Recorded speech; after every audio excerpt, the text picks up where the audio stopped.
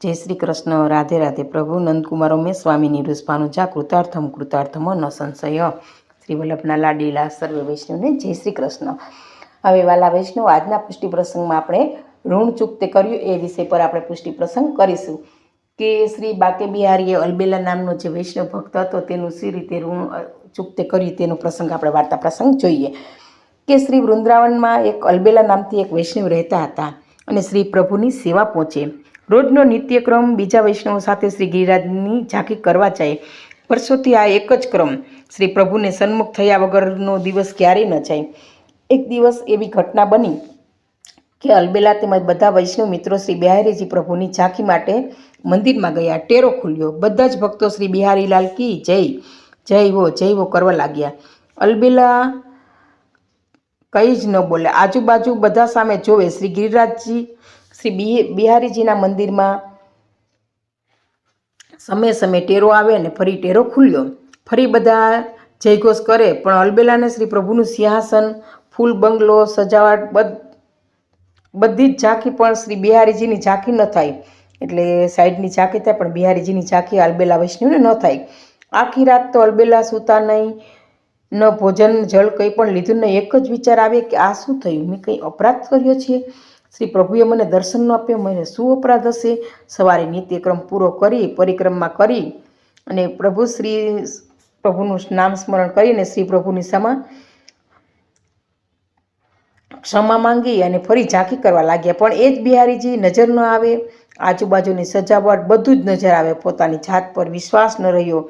नक्की करवा लागे कि श्री प्रभु सामे बिराजे छे के नहीं। आसपास उभेला वैष्णव पूछे, श्री बिहारीजी आजे आ वस्त्रों खूब ज सुंदर लागे छे। वैष्णव कहे, हाँ, नजर नथी हटती एवा सुंदर वस्त्रों में परिधान कर्या छे श्री बिहारीजी। बस त्याज पोताना पर आप तूटी पड्युं। बस हवे मारे आ भूतल पर रहेवुं ज नथी। मारो श्वास पण मारी पासे नथी तो हूँ रहीने शुं करूं? चालता थया श्री यमुनाजी पासे गया।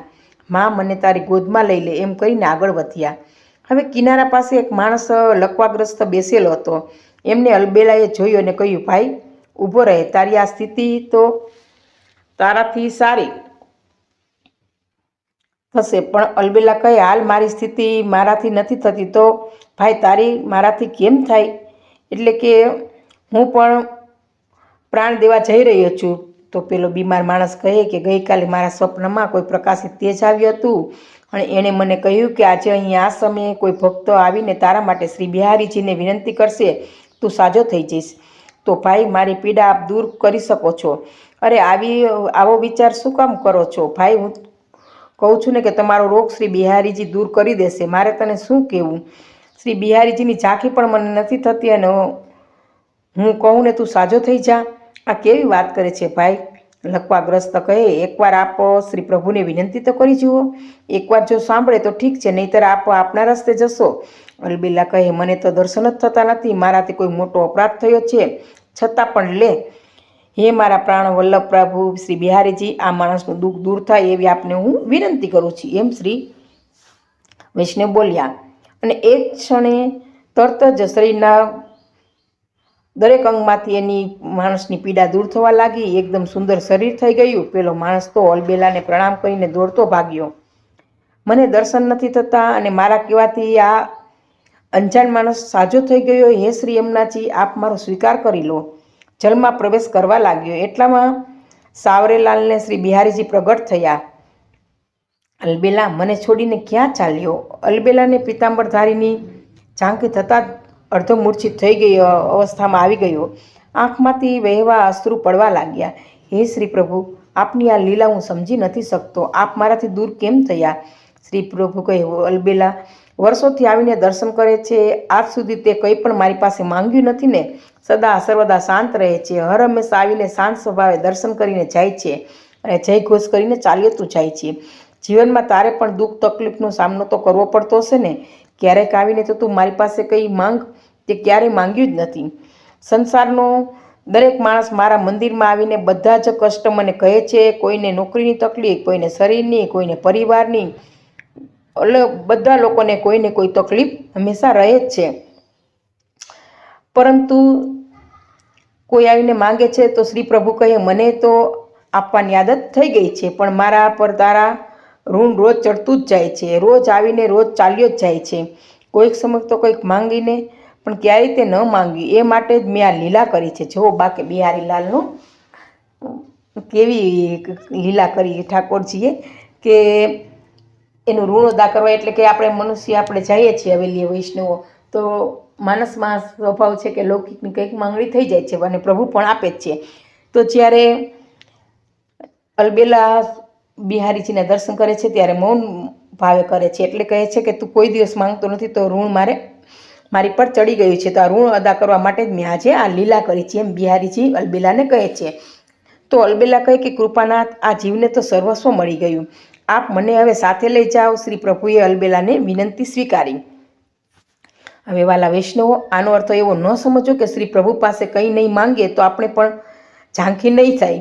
પણ શ્રી પ્રભુને તો શાંત વ્યક્તિ અતિ પ્રિય છે. શ્રી પ્રભુ તો બધું જ આપણું જાણે છે. આપ કહો યા ન કહો, એ સંસારના દરેક જીવને જાણે જ છે.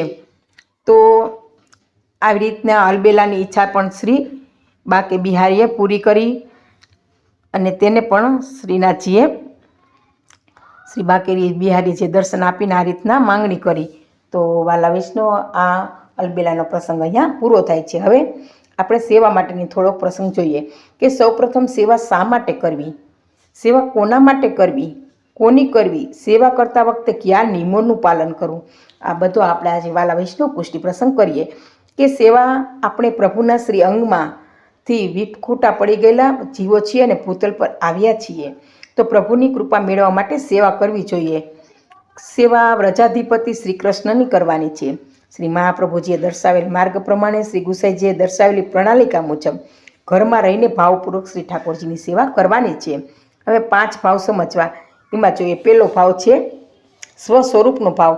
તો વાલા વૈષ્ણવો, આપણામાં રહેલા અમતા, મમતા, રાગ, દ્વેષ, ક્રોધ વગેરેનો ત્યાગ કરવો જોઈએ. આપણું સ્વરૂપ શું છે તે આપણે વાલા વૈષ્ણવો વિચારવું જોઈએ. ભગવત ભાવ આપણે ત્યાં બિરાજતા પ્રભુનું સ્વરૂપ, તેને લીલાનો ભાવ સમજવો જોઈએ.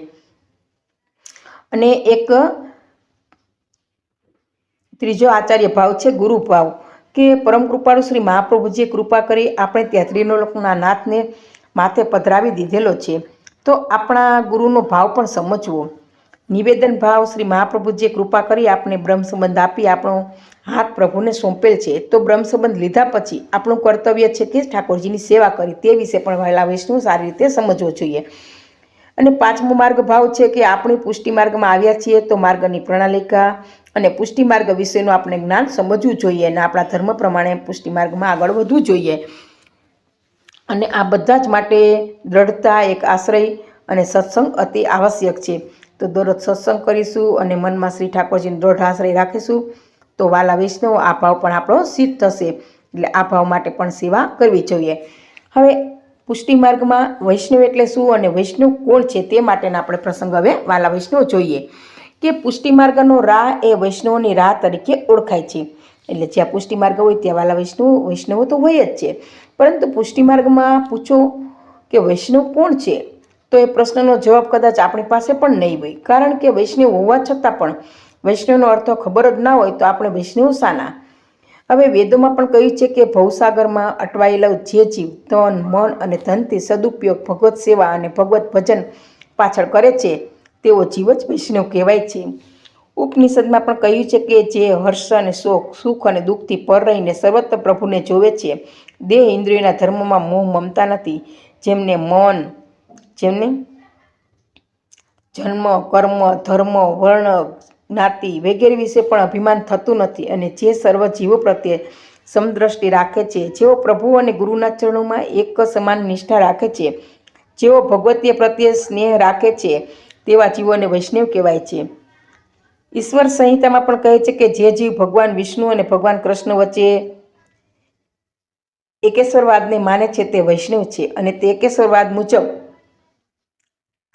ભગવાન વિષ્ણુ અને ભગવાન કૃષ્ણ વચ્ચેના સામ્યને માનનારામાં સંસારી જીવ તથા કૈલાસવાસી ભગવાન શિવ પણ સામેલ થઈ જાય છે.